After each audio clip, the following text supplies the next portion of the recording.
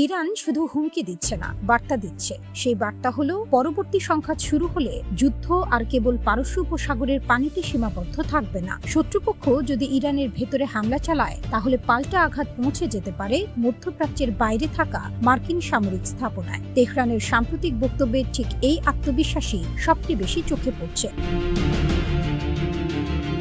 ইরানের পার্লামেন্টের জাতীয় নিরাপত্তা ও পররাষ্ট্র নীতি বিষয়ক কমিশনের সদস্য ইব্রাহিম রেজাই স্পষ্ট ভাষায় বলেছেন, যুক্তরাষ্ট্র বা তার মিত্ররা নতুন করে আগ্রাসন চালালে ইরানের জবাব কেবল উপসাগরীয় অঞ্চলের ঘাঁটিতে সীমাবদ্ধ থাকবে না। তাদের ভাষায়, শত্রুপক্ষের সব ঘাঁটি বৈধ লক্ষ্যবস্তু। এর পেছনে রয়েছে গত কয়েক বছরে গড়ে ওঠা ইরানের দীর্ঘপাল্লার ক্ষেপণাস্ত্র সক্ষমতা এবং বহুমাত্রিক সামরিক কৌশল। মধ্যপ্রাচ্যে যুক্তরাষ্ট্রের সবচেয়ে বড় শক্তি হল তাদের বিস্তৃত সামরিক ঘাঁটির নেটওয়ার্ক। বাহরাইন, কুয়েত, কাতার, জর্ডান, ইরাক, সংযুক্ত আরব আমিরাত, প্রায় প্রতিটি দেশেই রয়েছে মার্কিন সেনা ও সামরিক অবকাঠামো। এতদিন এই ঘাঁটিগুলোকে নিরাপত্তার ঢাল হিসেবে ব্যবহার করেছে ওয়াশিংটন, কিন্তু এখন ইরান বলছে যুদ্ধ শুরু হলে এই ঢালই পরিণত হবে প্রথম লক্ষ্যবস্তুতে। আর এখানেই বদলে যাচ্ছে পুরো সমীকরণ।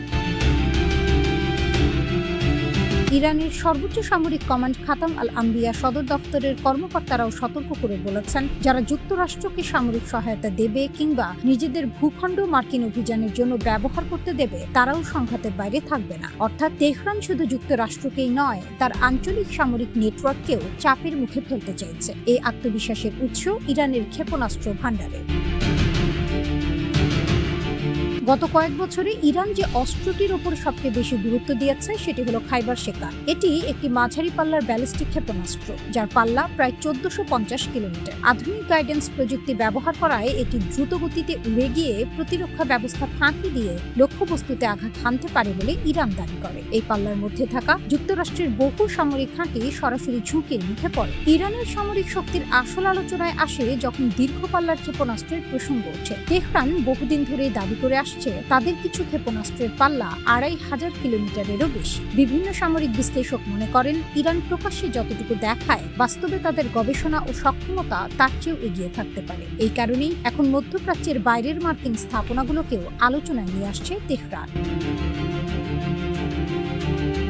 এই প্রেক্ষাপটে সবচেয়ে আলোচিত নাম দিয়াগো গার্সিয়া। ভারত মহাসাগরের মাঝখানে অবস্থিত এই দ্বীপটি যুক্তরাষ্ট্র ও যুক্তরাজ্যের অন্যতম গুরুত্বপূর্ণ সামরিক ঘাঁটি। এখান থেকেই বহু আঞ্চলিক সামরিক অভিযান পরিচালিত হয়েছে। ইরান দাবি করেছে, অতীতে তারা এই ঘাঁটিকে লক্ষ্য করে ক্ষেপণাস্ত্র নিক্ষেপ করেছে। এই মনোভাবই এখন যুক্তরাষ্ট্রের জন্য বড় কৌশলগত চ্যালেঞ্জ।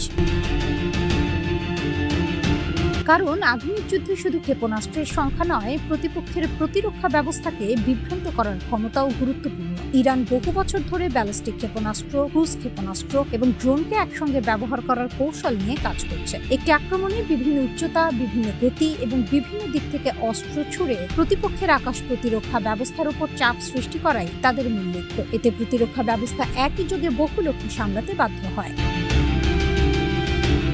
আরেকটি বিষয় ইরানকে বাড়তি আত্মবিশ্বাস দিচ্ছে, তা হলো নিজস্ব সামরিক উৎপাদন ব্যবস্থা। পশ্চিমা নিষেধাজ্ঞার মধ্যেও দেশটি নিজস্ব প্রযুক্তিতে ক্ষেপণাস্ত্র, ড্রোন এবং অন্যান্য অস্ত্র উৎপাদন অব্যাহত রেখেছে। ফলে দীর্ঘমেয়াদী সংঘাত হলেও অস্ত্রের সরবরাহ ধরে রাখার সক্ষমতা তাদের রয়েছে বলে তেহরান মনে করে।